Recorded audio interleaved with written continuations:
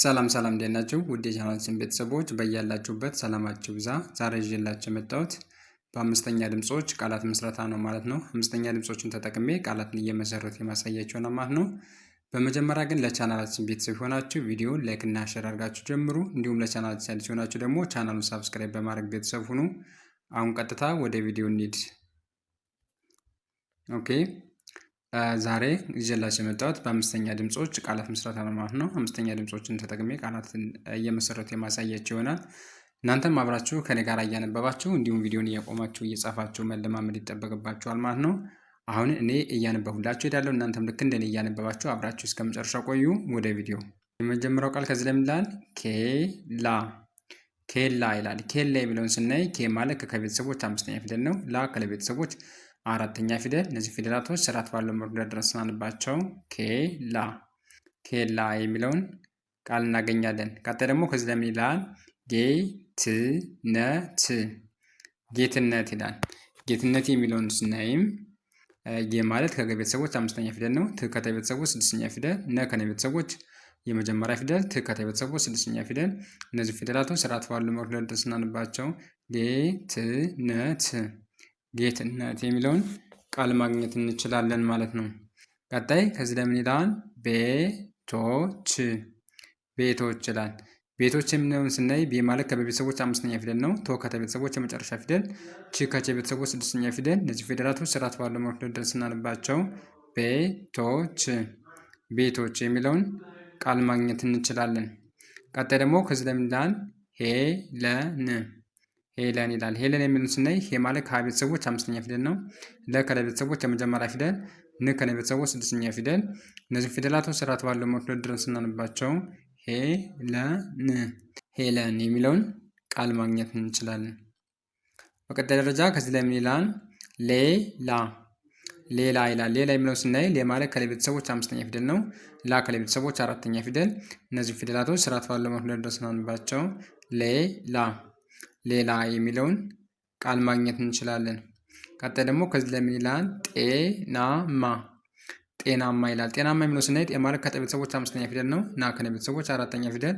ማ ከመ ቤተሰቦች አራተኛ ፊደል። እነዚህ ፊደላቶች ስርዓት ባለው መልኩ ደርድረን ስናነባቸው ጤናማ ጤናማ የሚለውን ቃል ማግኘት እንችላለን። በቀጣይ ደረጃ ከዚህ ለምን ይላል? ጌታቸው ጌታቸው ይላል። ጌታቸው ብሎ ስናይ ጌ ማለት ከገ ቤተሰቦች አምስተኛ ፊደል ነው።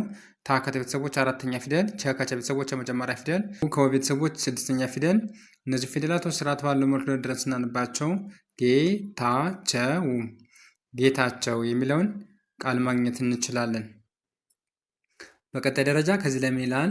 ጴጥሮስ ጴጥሮስ ይላል። ጴጥሮስ የሚለውን ስናይ ጴ ማለት ከጰ ቤተሰቦች አምስተኛ ፊደል ነው። ጥ ከጠ ቤተሰቦች ስድስተኛ ፊደል። ሮ ከረ ቤተሰቦች የመጨረሻ ፊደል። ስ ከሰ ቤተሰቦች ስድስተኛ ፊደል። እነዚህ ፊደላቶች ስርዓት ባለው መልኩ ደርድረን ስናነባቸው ጴጥሮስ ጴጥሮስ የሚለውን ቃል ማግኘት እንችላለን። ቀጣይ ደግሞ ከዚህ ለምን ይላል? ሌባ ሌባ ይላል። ሌባ የሚለውን ስናይ ሌ ማለት ከለ ቤተሰቦች አምስተኛ ፊደል ነው። ባ ከበ ቤተሰቦች አራተኛ ፊደል። እነዚህ ፊደላቶች ስርዓት ባለው መልኩ ደርድረን ስናነባቸው ሌባ ሌባ የሚለውን ቃል ማግኘት እንችላለን። ቀጣይ ደግሞ ከዚህ ለምን ይላል? ጤፍ ጤፍ ይላል። ጤፍ የሚለውን ስናይ ጤ ማለት ከጠ ቤተሰቦች አምስተኛ ፊደል ነው። ፍ ከፈ ቤተሰቦች ስድስተኛ ፊደል ነው። እነዚህ ፊደላቶች ስርዓት ባለው መልኩ ደርድረን ስናነባቸው ጤፍ ጤፍ የሚለውን ቃል ማግኘት እንችላለን። በቀጣይ ደረጃ ከዚህ ለምን ይላል? ቤሩት ቤሩት ይላል። ቤሩት የሚለውን ስናይ ቤ ማለት ከበ ቤተሰቦች አምስተኛ ፊደል ነው። ሩ ከረ ቤተሰቦች ሁለተኛ ፊደል። ት ከተ ቤተሰቦች ስድስተኛ ፊደል። እነዚህ ፊደላቶች ስርዓት ባለው መልኩ ደርድረን ስናነባቸው ቤሩት ቤሩት የሚለውን ቃል ማግኘት እንችላለን። ቀጣይ ደግሞ ከዚህ ለምን ይላል? ኤደን ኤደን ይላል። ኤደን የሚለውን ስናይ ኤ ማለት ከአ ቤተሰቦች አምስተኛ ፊደል ነው። ደ ከደ ቤተሰቦች የመጀመሪያ ፊደል። ን ከነ ቤተሰቦች ስድስተኛ ፊደል። እነዚህም ፊደላቶች ስርዓት ባለው መልኩ ደርድረን ስናነባቸው ኤደን ኤደን የሚለውን ቃል ማግኘት እንችላለን። በቀጣይ ደረጃ ከዚህ ለምን ይላል? ኬንያ ኬንያ ይላል። ኬንያ የሚለውን ስናይ ኬ ማለት ከቤተሰቦች አምስተኛ ፊደል ነው። ን ከነ ቤተሰቦች ስድስተኛ ፊደል። ያ ከየቤተሰቦች አራተኛ ፊደል። እነዚህም ፊደላቶች ስርዓት ባለው መልኩ ደርድረን ስናነባቸው ኬንያ ኬንያ የሚለውን ቃል ማግኘት እንችላለን። ከዚህ ደግሞ ምን ይላል? ቀጣይ ላይ ዜሮ ዜሮ ይላል። ዜሮ የሚለውን ስናይ ዜ ማለት ከዚ ቤተሰቦች አምስተኛ ፊደል ነው። ሮ ከረ ቤተሰቦች የመጨረሻ ፊደል። እነዚህን ፊደሎች ስርዓት ባለው መደርደር ስናነባቸው ዜሮ ዜሮ የሚለውን ቃል ይሰጠናል። ቀጣይ ከዚህ ላይ ምን ይላል? ጤነኛ ጤነኛ ይላል። ጤነኛ የሚለውን ስናይ ጤ ማለት ከጠ ቤተሰቦች አምስተኛ ፊደል ነው። ነ ከነ ቤተሰቦች የመጀመሪያ ፊደል፣ ኛ ከኛ ቤተሰቦች አራተኛ ፊደል። እነዚህን ፊደላቶች ስርዓት ባለው መደርደር ስናነባቸው ጤነኛ ጤነኛ የሚለውን ቃል ማግኘት እንችላለን። ቀጣይ ከዚህ ላይ ምን ይላል? ሬሳ ሬሳ ይላል። ሬሳ የሚለውን ስናይ ሬ ማለት ከሬ ቤተሰቦች አምስተኛ ፊደል ነው። ሳ ከሰ ቤተሰቦች አራተኛ ፊደል። እነዚህን ፊደላቶች ስርዓት ባለው መደርደር ስናነባቸው ሬሳ ሬሳ የሚለውን ቃል ማግኘት እንችላለን። ቀጣይ ደግሞ ከዚህ ላይ ምን ይላል? ኬክ ኬክ ይላል። ኬክ የሚለውን ስናይ ኬ ማለት ከከ ቤተሰቦች አምስተኛ ፊደል ነው። ክ ከከ ቤተሰቦች ስድስተኛ ፊደል። እነዚህ ፊደላቶች ስርዓት ባለው መደርደር ስናነባቸው ኬክ ኬክ የሚለውን ቃል ማግኘት እንችላለን። ቀጣይ ከዚህ ላይ ምን ይላል?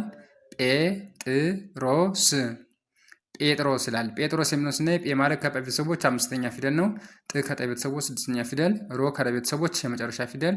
ስ ከሰ ቤተሰቦች ስድስተኛ ፊደል። እነዚህ ፊደላቶች ስርዓት ባለው መደርደር ስናነባቸው ጴጥሮስ ጴጥሮስ የሚለውን ቃል ማግኘት እንችላለን። ቀጣይ ደግሞ ከዚህ ምን ይላል? ኤርትራ ኤርትራ ይላል። ኤርትራ የሚለውን ስናይ ኤ ማለት ከአ ቤተሰቦች አምስተኛ ፊደል ነው። ር ከረ ቤተሰቦች ስድስተኛ ፊደል። ት ከተ ቤተሰቦች ስድስተኛ ፊደል። ራ ከረ ቤተሰቦች አራተኛ ፊደል። እነዚህን ፊደላቶች ስርዓት ባለው መደርደር ስናነባቸው ኤርትራ ኤርትራ የሚለውን ቃል ማግኘት እንችላለን። ቀጣይ ከዚህ ላይ ምን ይላል? ኤፍራታ ኤፍራታ ይላል። ኤፍራታ የሚለውን ስናይ ኤ ማለት ከአ ቤተሰቦች አምስተኛ ፊደል ነው። ፍ ከፈ ቤተሰቦች ስድስተኛ ፊደል። ራ ከረ ቤተሰቦች አራተኛ ፊደል። ታ ከተ ቤተሰቦች አራተኛ ፊደል። እነዚህን ፊደላቶች ስርዓት ባለው መደርደር ስናነባቸው ኤፍራታ ኤፍራታ የሚለውን ቃል ማግኘት እንችላለን ማለት ነው። ኦኬ እንደዚህ እያደረጋችሁ እያነበባችሁ እስከሚገባችሁ ድረስ ካነበባችሁ በኋላ ደግሞ ቪዲዮውን እያቆማችሁ እየጻፋችሁ መለማመድ ይጠበቅባችኋል ማለት ነው። እንደዚህ እያደረጋችሁ ተለማመዱ። ዛሬ ይዤላችሁ የመጣው ቪዲዮ ይህን ይመስል ነበር። ቪዲዮ ከተመቻችሁ ቪዲዮውን ላይክ፣ ሼር እና ሳብስክራይብ ማድረጋችሁ እንዳትረሱ። እንዲሁም ኦንላይን መማር ለምትፈልጉ ታይል በማስቀምጥላችሁ ስልክ ቁጥር በ0918 03 4685 ላይ በኢሞ በቴሌግራም እና በዋትስአፕ በመደወል ትምህርታችሁን መከታተል ትችላላችሁ። ዛሬ ይዤላችሁ የመጣው ቪዲዮ ይህን ይመስል ነበር። ቀጣይ በሌሎች ቪዲዮዎች እስከምንገናኝ መልካም ጊዜ፣ ቸርን ሰንብት።